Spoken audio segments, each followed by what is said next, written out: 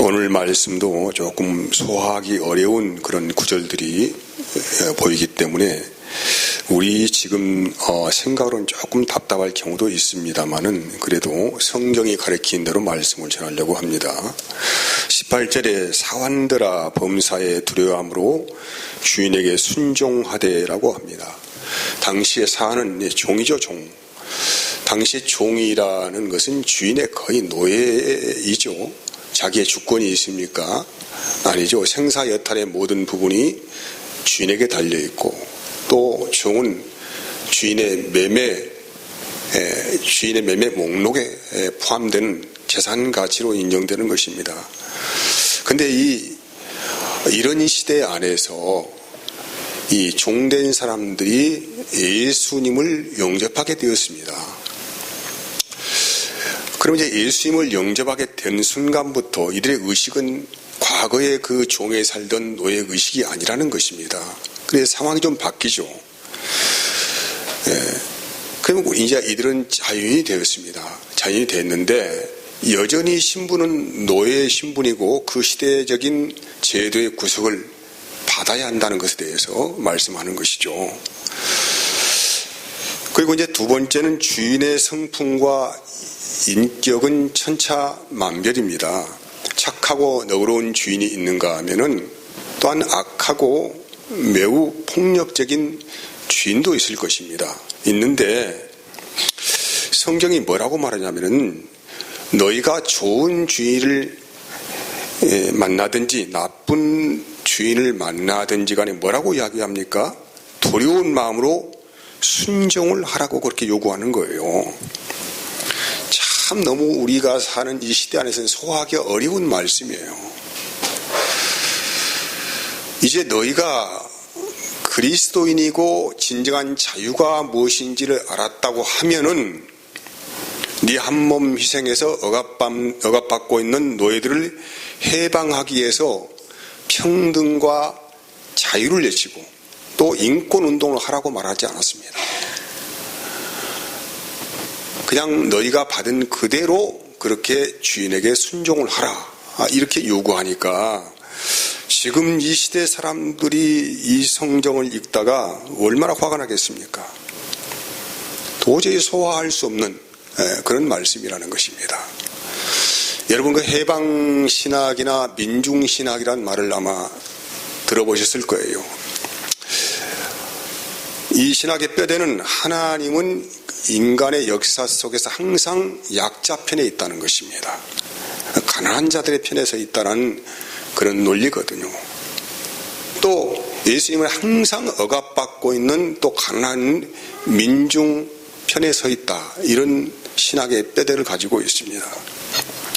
그래서 이들은 해석하기를 가난이나 불평등이나 이런 여러 가지 요소들은 개인의 책임이 아니고 사회 전반적인 구조 또 국가 전반적인 어떤 구조나 법의 체계 안에서 이루어진 그런 잘못된 것이다라는 것에 대해서 문제의식을 삼습니다.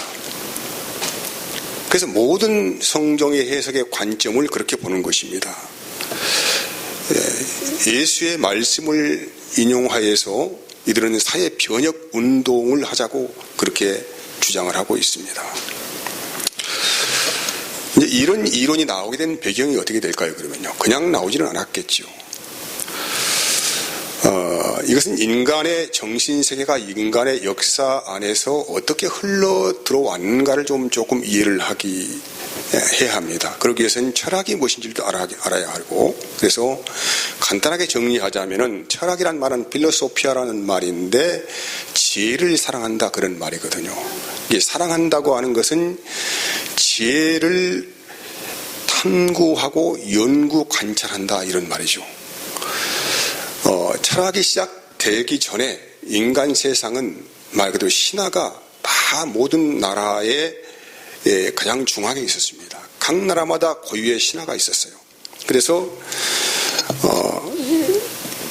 이 모든 인간이 살아가는 것과 또 세상에 일어나는 모든 일들은 어떤 신의 분노나 축복으로 여겨졌습니다. 가령 이런 것입니다.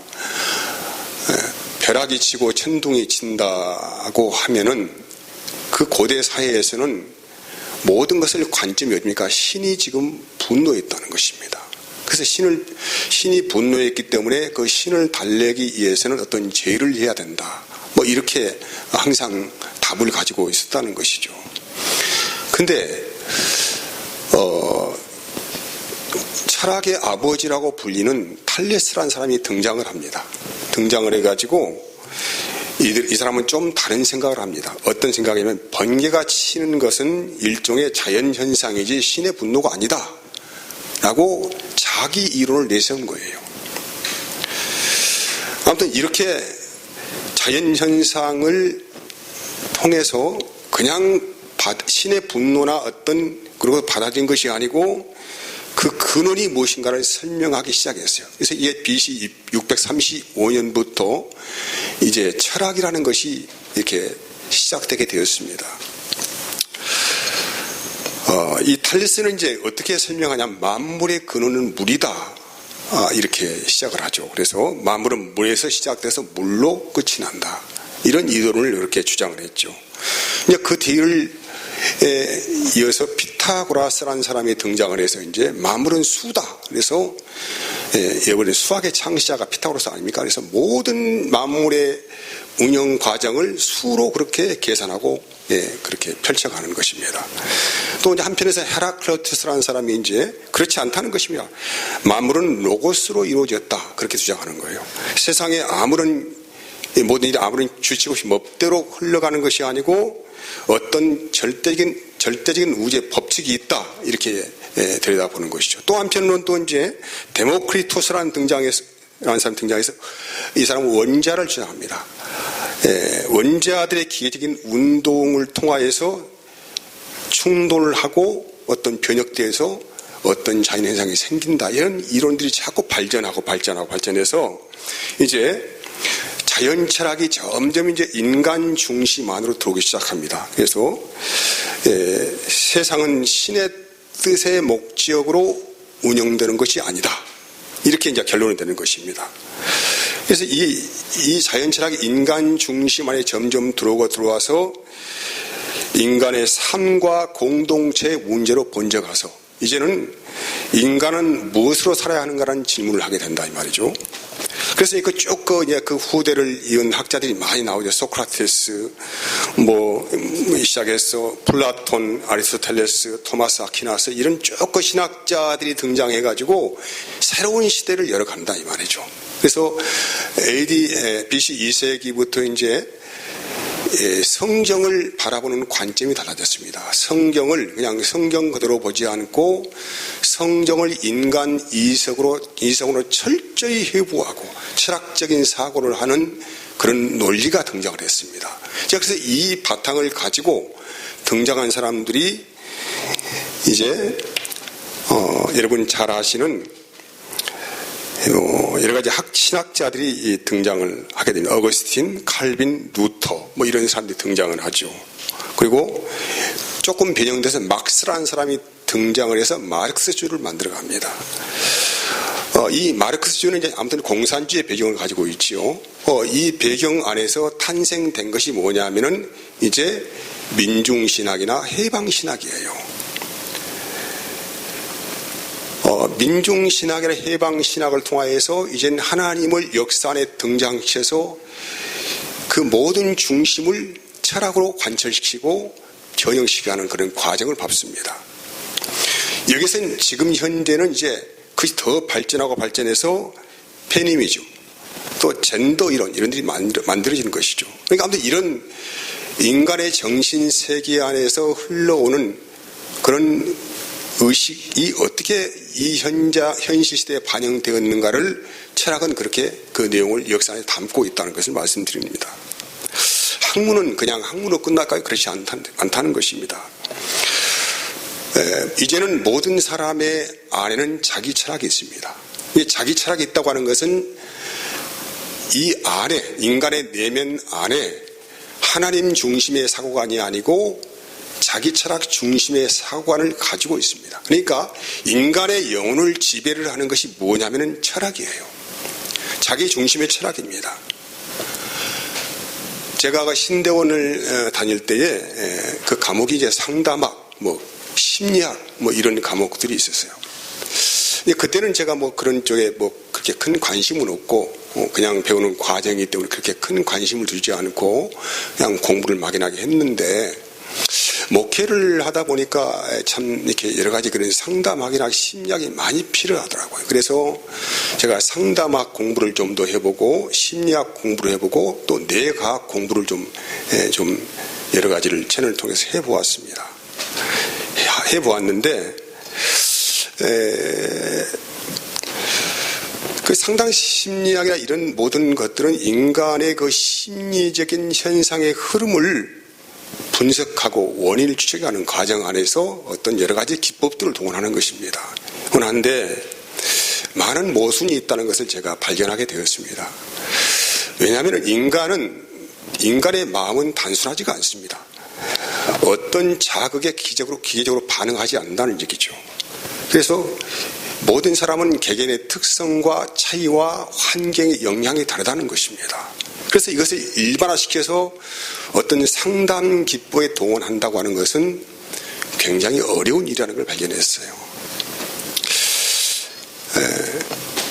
그럼에도 불구하고 마음의 병이 든 사람을 치유할 수 있는 막연한 어떤 학문이 없습니다. 어떤 과학 체계가 없습니다.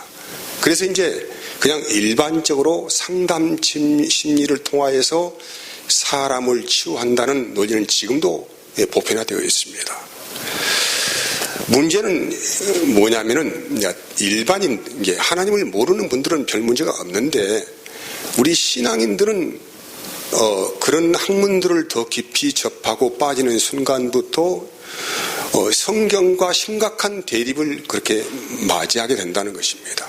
그리고 두 번째는 자칫 잘못하면 하나님과의 인격적인 교제가 다 끊어져 버립니다. 여러분, 하나님은 우리를 너무나도 잘 아시는 분이세요. 우리를 지으신 분이고 우리의 영혼도 만드신 분이라고 성경이 그렇게 말을 하고 있고, 우리는 신앙생활 안에서 하나님의 간섭하심과 은혜 안에서 우리의 삶의 모든 역사를 바라보고 또 인식하는 은혜를 현재 받고 있습니다. 그런 과정 안에서 우리는 하나님의 만짐을 통하여서 치유를 경험하기도 하고 놀라운 은혜도 경험하기도 하고 말할 수 없는 그 영광을 찬송하기도 합니다. 이런 은혜 안에서 우리가 내 자신의 존재를 하나님 안에서 발견하게 되는 것입니다. 그래서 가장 중요한 것은 정말로 주님을 깊이 알아가면 알아갈수록 심령이 회복되어지고 치유되어지고 은혜가 경험되어진다. 그 채널이 뭐냐면은 기도와 말씀이에요. 말씀 묵상이라 이 말이죠. 기도는 말씀의 세계를 더욱더 깊이 들어갈 수 있는 말 그대로 하나님의 나라로 들어가는 문이라고 할 수가 있습니다. 내 개인의 간절함의 원함을 그 차원에서 머물러 있지 않고 하나님이 던져주신 말씀의 이 세계를 깊이 더 들어가게 하여서 하나님의 은혜를 경험하고 거기에서 하나님과의 깊은 만남을 가질 수 있는 그런 복된 길이라고 할 수가 있다는 것이죠. 그래서 여러분, 우리 그리스도인들은 날마다 성화를 경험한다. 성화. 날로 거룩하여져 간다 이 말이죠. 이제 거룩이란 말은 우리의 심정적인 변화가 일으켜지는 것이죠.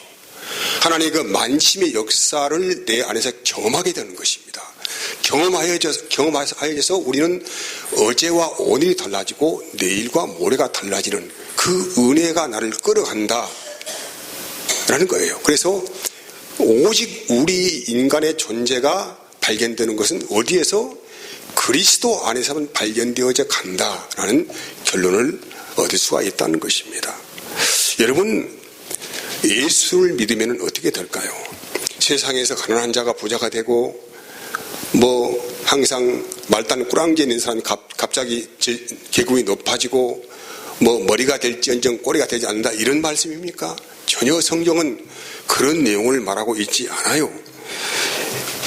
우리는 그래서 지나간 옛 계명에 머물지 말고 새 계명을 받았다는 인식 안에 살아라는 것입니다. 그래서 오늘 고전 7장 20절에 24절까지 말씀은 각 사람이 부르심을 받은 그 부르심 그대로 지내라. 내가 종으로 있을 때에 부르심을 받았느냐 염려하지 말라. 그러나 자유할 수 있거든 차라리 사용하라. 주 안에서 부르심을 받은 자는 종이라도 주께 속한 자유자요. 또 이와 같이 자유자로 있을 때에 부르심을 받은 자는 그리스도의 종이니라. 너희는 값으로 사신 것이니 사람들의 종이 되지 말라. 형제들아 각각 부르심을 받은 그대로 하나님과 함께 거하라. 하루라도 빨리 종에서 벗어나는 것이 우리는 축복이라고 생각하고 그렇게 여기고 살아갑니다. 그럼 이 말씀은 지금 그대로 네가 종으로 지내라는 그런 말씀입니까? 그런 말씀의 의도가 아니고 네가 세상에서 어떤 주인을 섬기며 사는 노예라고 할지라도 예수 안에서 참된 자유자라는 것을 잊지 말라는 거예요. 이걸 다시 말한다면은 주님께서는 우리의 외형을 보지 않는다고 말씀하는 것입니다. 우리의 겉모습을 보지 않는다. 우리가 세상에서 어떤 위치를 차지하고 어떤 자리에 앉아있고를 주님께서 판단하시는 것입니까? 그렇지 않다는 거예요. 그래서 네가 종으로 있다고 하더라도 예수를 믿는 사람이라고 한다면 너는 왕같은 제사장이고 거룩한 나라고 하나님의 백성이다. 이 말씀을 하기 위한 것이란 말이에요. 우리 그리스도인들은 사회적인 어떤 신분으로 위치로 우리의 가치를 결정하지 않습니다. 그래서 우리는 그런 것이 우리를 어떻게 간섭할 수 없기 때문에 어떠한 상황에서도 우리는 자유인으로 살아간다. 자유인. 그래서 이게 자유인으로 살아가니까 이 어떤 자유를 어떤 악을 허용하는 기회로 삼으라는 말이 아니고 그 진정한 자유 안에서 날마다 선을 도모하면서 선을 추구하라는 것입니다. 그래서 오늘 19절에서 20절까지 말씀은 그런 말이에요. 네가 부당한 고난을 당하고 있느냐라고 하는 것이 물어보는 거예요. 네가 지금 현재 부당한 고난을 당하고 있느냐? 그렇게 부당한 고난을 현재 받고 있고 당하고 있다고 한다면은 하나님을 생각하면서 어떻게 하는 것입니까? 슬픔을 참아내라고 하는 거예요. 슬픔을 참아내라. 무슨 말일까요? 여기서 부당한 고난이라고 하는 것은 어떤 악한 일을 해서 당하는 고난을 말하지 않아요. 하나님의 선하심의 뜻을 따라서 살아갈 때 받는 고난을 말씀하고 있습니다. 그래서 여러분 죄를 지어서 고난 당하는 걸 고난이라고 말하지 않아요. 그건 범죄라고. 범죄. 그것은 범죄고 고난은 무엇입니까? 선한 일을 향하다 당하는 여러 가지 억울한 사형과 왕따나 손가락질이 있을 수가 있다는 것입니다. 우리가 그리스도로서 그 정체성을 가지고 살아갈 때에 세상 사람부터 인정받지 못하고 왕따당하고 뭐 여러 가지 그런 일들이 있지 않겠습니까? 그때 우리는 어떻게 하라는 것입니까? 부당하게 고난을 당해도 그냥 참으라는 것입니까? 뭐요? 어떻게? 하나님을 생각하면서 주님을 생각하면서 그 슬픔을 참아내라 이 말이에요. 이 말은 무슨 이야기입니까? 단순히 그냥 견뎌내라는 말이 아니죠. 늘 하나님을 의식하면서 어떠한 불의한 상황에서도 선을 포기하지 말라는 거예요. 참아낸다. 그냥 내가 참아야지 이게 아니고 어떠한 불의한 상황에서도 뭡니까? 지금 네가 선하게 살아가는 그 행위를 포기하지 말아라는 것입니다. 끝까지 경주하라는 거예요. 끝까지 인내하라는 것입니다. 이것이 뭐냐면 고난을 참아가는 길이라는 것을 말씀하는 거예요. 그래서 21절 말씀은 이를 위하여 너희가 부르심을 받았으니라고 해요. 우리 성도는 혈과 육의 싸움을 싸우는 것이 아니고 선한 싸움의 전사로 부르심을 받았다는 것입니다. 그래서 우리의 싸움의 대상은 뭡니까? 내 상대가 아닙니다. 어떤 상대의 존재를 향한 칼질이 아닙니다. 내 내면의 죄성을 향하여서 내가 하나님의 은혜로 덮어야 한다는 것입니다. 세상의 유혹을 통하여서 내가 하나님의 은혜 안에서 그리스도 옷을 입어야 한다는 것입니다. 이것이 영적 싸움이에요. 그래서 성경은 에베소서 말씀합니다. 너희가 그냥 싸우지 말아라. 하나님의 전신갑주 입으라는 것이죠. 그래서 진리로 허리를 동여라. 의로 너희의 가슴을 막아라. 또 복음의 신발을 신고 나가라. 이렇게 말씀하지 않습니까? 그래서 11에서 12장 4절 말씀 이렇게 말합니다. 너희가 죄와 싸우되 아직 피 흘리기까지는 대항하지 아니하고. 우리의 싸움은 뭡니까? 혈과 육에 대한 싸움이 아니에요. 뭐와 싸우는 것입니까? 죄와 싸우는 거예요. 죄와. 그 죄라는 존재는 내 안에서 작용을 하고 있습니다. 나를 바라보는 은혜가 항상 우리의 심령 안에 있어야 합니다. 상대를 바라보는 눈을 거두고 나를 바라봐서 내 안에서 활동하고 있는 죄에 대해서 내가 냉정한 싸움을 해가는 것을 말씀하는 것이죠. 로마서 12장 14절 이렇게 말합니다. 너희를 박해하는 자를 축복하라. 축복하고 저주하지 말라. 참 어려운 말씀이에요. 어떻게 나를 그렇게 못 살게 하는 박해하는 자를 저주하지 않고 축복할 수가 있겠습니까? 우리는 못해요. 로마서 10장 17절 아무에게도 악을 악으로 갚지 말고 모든 사람 앞에서 선한 일을 도모하라. 누가 악하게 하면 물어 뜯어야지. 밟아버려야지 그냥. 그러지 않습니까? 근데 어떻게? 악을 악으로 갚지 말고 모든 사람 앞에서 선한 일을 도모하라. 예수님이 로마서 12장 이렇게 말씀합니다. 내 사랑하는 자들아 너희가 친히 원수를 갚지 말고 하나님의 진노하심에 맡기라. 기록되었을 때 원수 갚는 것이 내게 있으니 내가 갚으리라고 주께서 말씀하시니라. 내 원수가 줄이거든 먹이고 목마르거든 마시게 하라. 그리함으로 내가 숯불을 그 머리에 쌓아놓으리라. 악에게 치지 말고 뭘로 이겨라? 선으로 악을 이겨라. 우리의 싸움은 선으로 악을 이기는 것입니다. 그래서 그럼 주님이 어떻게 싸우셨을까요? 마태복음 26장 51절 53절 이렇게 말합니다. 예수와 함께 있던 자 중에 하나가 손을 펴 칼을 빼어 대제사장의 종을 쳐 그 귀를 떨어뜨리니 이에 예수께서 이르시되 내 칼을 도로 칼집에 꽂으라. 칼을 가지는 자는 다 칼로 망하느니라. 너는 내가 내 아버지께 구하여 지금 12군단이 더 되는 천사를 보내시게 할 수 없는 줄로 아느냐. 주님이 칼과 창으로 하려고 하였다면 이 세상은 지금 남아나지 않았을 것입니다. 그래서 네 칼을 칼집에 다시 꽂으라고 그렇게 말씀하신 거예요. 그래서 오늘 21장은 이렇게 우리에게 요구하고 있습니다. 같이 한번 읽어볼까요? 21절 이를 위하여 너희가 부르심을 받았으니 그리스도도 너희를 위하여 고난을 받으사 너희에게 무엇을? 본을 끼쳐 어떻게? 그 자취를 따라오게 하려 하셨느니라. 우리에게 주님은 모든 삶으로 본을 끼쳐서 네 마음대로 살지 말라는 것입니다. 그래서 그 자취를 따라오라고 그렇게 우리에게 요구를 하시는 거예요. 그래서 25절에 또 이렇게 말씀합니다. 너희가 전에는 양과 같이 길을 잃었더니 이제는 너희 영혼의 목자와 감독 되신 이에게 돌아왔느니라. 우리 과거는 길 잃은 양입니다. 길 잃은 양들은 자기 중심의 철학을 가지고 있습니다. 자기 중심의 사고의식을 가지고 있습니다. 자기 중심의 신념과 목적을 가지고 있어요. 이게 길 잃은 양들입니다. 근데 이제는 우리의 목자가 예수 그리스도이십니다. 그래서 우리는 우리의 마음으로는 살 수 없기 때문에 우리 안에 하나님의 성령을 부으신 거예요.